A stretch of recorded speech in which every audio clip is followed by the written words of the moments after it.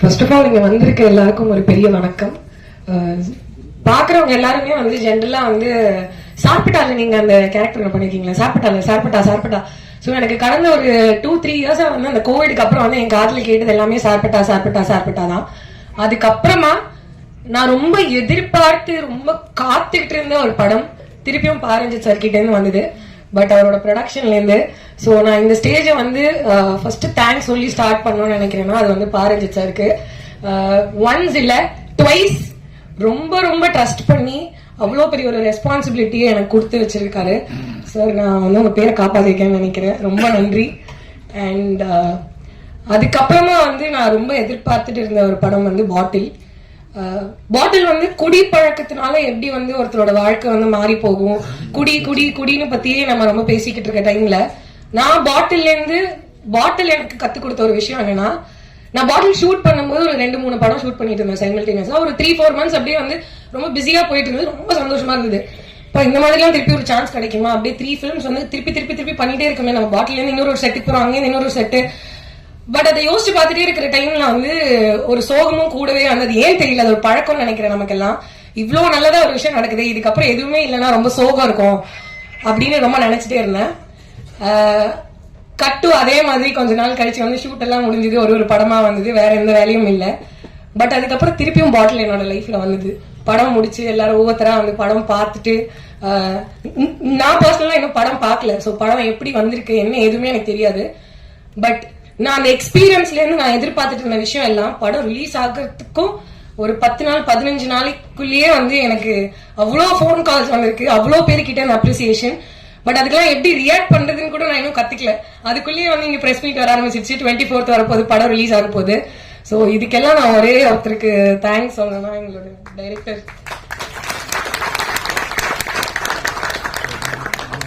Sir. வந்து எப்படின்னா வந்து பாரஞ்சித் சார் எப்படி சாப்பிட்டா எனக்கு கொடுத்து என் லைஃபை சேஞ்ச் பண்ணாரோ, பாட்டில் கொடுத்து சார் ஐ திங்க் நீங்க என் லைஃபை சேஞ்ச் பண்ணிருக்கீங்கன்னு நினைக்கிறேன். எனக்கு தெரியுது, நான் பேசும்போதே எனக்குள்ள வந்து ஒரு லைக் நான் சொல்லும் போதே அப்படியே உடம்பெல்லாம் சூடாகுது. எனக்கு தெரியுது சரி இதுக்கப்புறம் லைஃப் கொஞ்சம் டிஃப்ரெண்டா இருக்கும், ஒரு பயங்கரமான ஹோப்.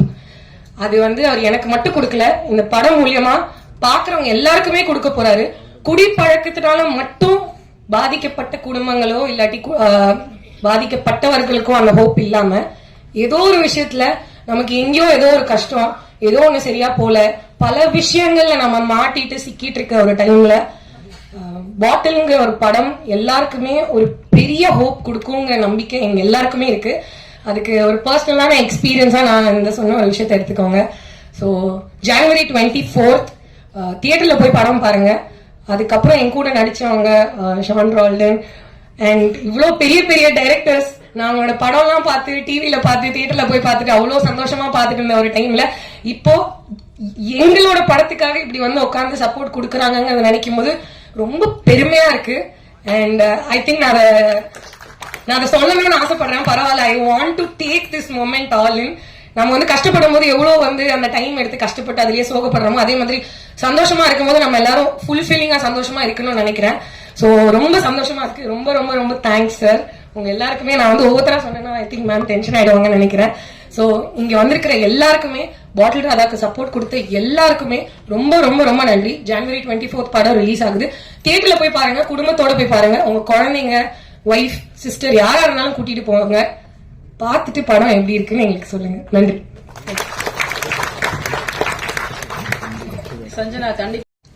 நான் வந்து ஒரு 20-30 வருஷத்துக்கு முன்னாடி தமிழ் அந்த உலக சினிமா புக்கெல்லாம் வாங்கி நிறைய படிப்பேன். எனக்கு படிக்கிற ஆர்வம்லாம் உண்டு.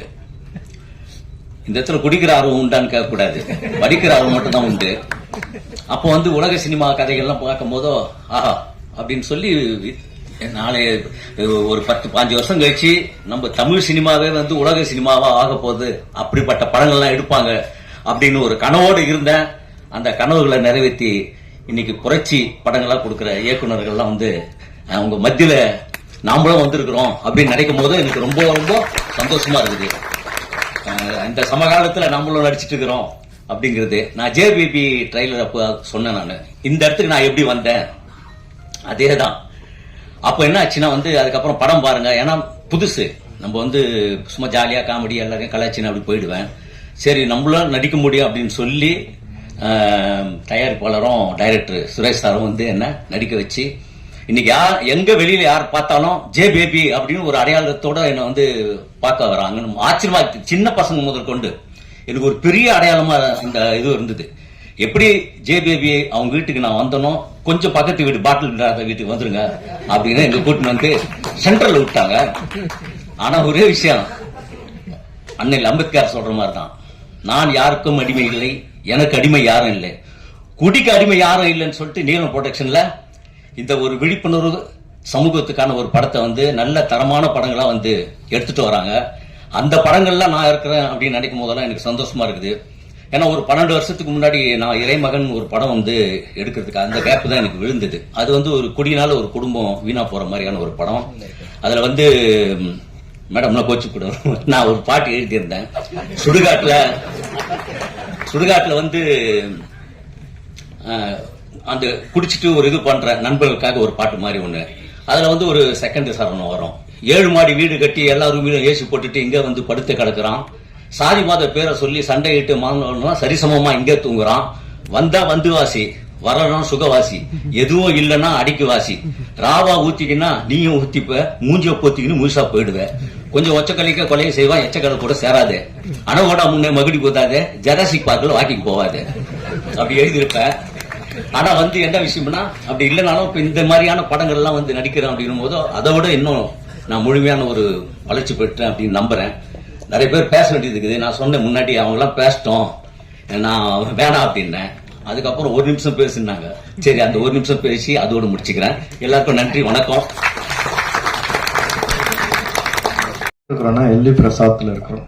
எல்வி பிரசாத் யாருன்னு சில பேருக்கு தெரியாதுன்னு நினைக்கிறேன். அவர் ஒரு டைரக்டர் அண்ட் ப்ரொடியூசர். அவர் வந்து வெறும் டைரக்ஷன் படம் ப்ரொடியூஸ் பண்ணிட்டு சும்மா இருக்கல. அவர் ஒரு இன்ஸ்டியூட் ஆரம்பிக்கிறாரு, அவர் வந்து லேப் ஆரம்பிக்கிறாரு. படம் வந்து சினிமாவினுடைய ரீச்சும் சினிமாவினுடைய வலிமையும் தெரிஞ்சதுனால இதை நிறைய பேர் முறையா கத்துக்கணும் அப்படிங்கிற ஆசைப்பட்டதுனாலதான் இந்த இடம் இருக்குது. இந்த இடத்துல நாமெல்லாம் கூடியிருக்கிறோம்.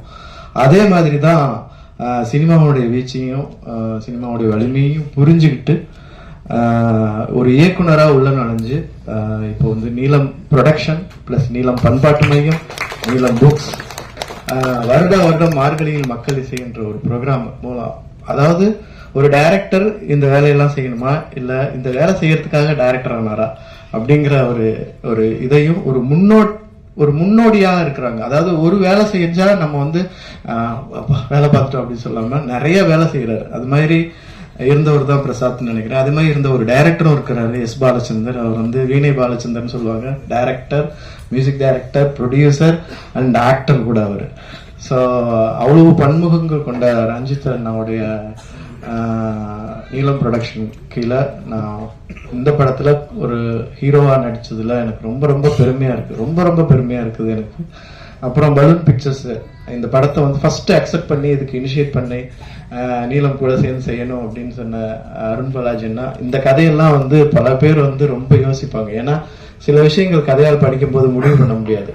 ஸோ அதுக்கு அவங்க 2 பேரும் தான் இதுல வந்து மெயினா இது.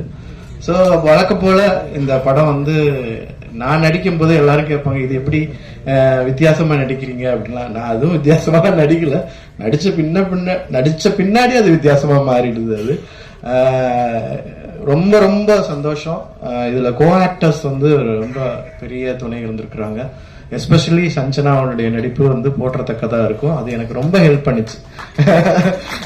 ஒரு கோ ஆக்டர் மூலமா வந்து இன்னொரு ஆக்டர் வந்து அதுல இருந்து ஒரு இது வர்றதுங்கிறது அது ஒரு அது சும்மா நடந்துடாது.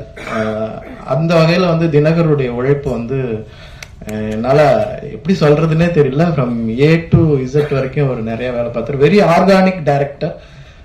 ரொம்ப ஆர்கானிக்கா இந்த வேலையை கொடுத்தாரு. ஏன்னா சில சமயம் சில மீட்டிங் நடக்கிற மாதிரி சீன் நடக்கும். நாம நினைப்போம் நிஜமாலுமே மீட்டிங் நடக்குது போல இருக்காங்க, நம்ம இங்க உட்காந்துருக்கோம், நம்ம மீட்டிங் போகணும் அப்படிங்கிற ஒரு எண்ணத்தை உண்டாக்கிடுவாரு. அந்த ஒரு ஆர்கானிக் அந்த பிளேவரே வந்துடும். நம்ம ஒரு டி அடிக்ஷன் சென்டர்ல இருக்கிறோம்னா நிஜமாலுமே பல பேர் அந்த ஒரு 10-15 நாள் அங்க ஒர்க் பண்ண பின்னாடி ஃபர்ஸ்ட் நாளை விட ஒரு 15 நாளுக்கு அப்புறம் எல்லாரும் தெளிச்சி ஆயிட்டோம். ஃபேஸ் எல்லாம் தெளிவா இருக்குது. ஏன்னா ஒரு இடத்துலயே இருக்கிறோம், நல்ல சாப்பாடு கிடைக்குது. ஸோ அந்த மாதிரி ஒரு ஒரு அதாவது சொல்லுவாங்க, ஆக்டர் நடிக்கிறதுக்கான எக்காலஜியை நீங்க கிரியேட் பண்ணி கொடுத்துட்டீங்கன்னா எல்லாருமே நடிக்க முடியும் அப்படிங்கிற அந்த வகையில வந்து ரொம்ப அழகா அந்த எக்காலஜியை வந்து தினகரன் உருவாக்கி கொடுத்தாரு, அந்த சூழ்நிலையை உருவாக்கி கொடுத்தாரு. அது வந்து எல்லாருக்குமே அந்த நம்மளால ஓபி அடிக்க முடியாது. என்ன அவருக்கு தானே க்ளோஸ் போகுது, நம்ம இப்படி ஓரமா உக்காந்துக்கலாம் இல்ல, அவங்க அங்க போய் உக்காந்தாதான் நமக்கு இது வருது அப்படிங்கிற அந்த அளவுக்கு ஒரு இக்காலஜி கிரியேட் பண்ணாரு. எனக்கு ரொம்ப பிடிச்சிருந்தது. இந்த படம் வந்து எல்லாரும் பார்க்கணும்னு ஆசைப்படுறேன். எல்லாரும் பார்க்கணுங்கிறதுக்காக சில வேலைகளும் செஞ்சிருக்கிறேன்.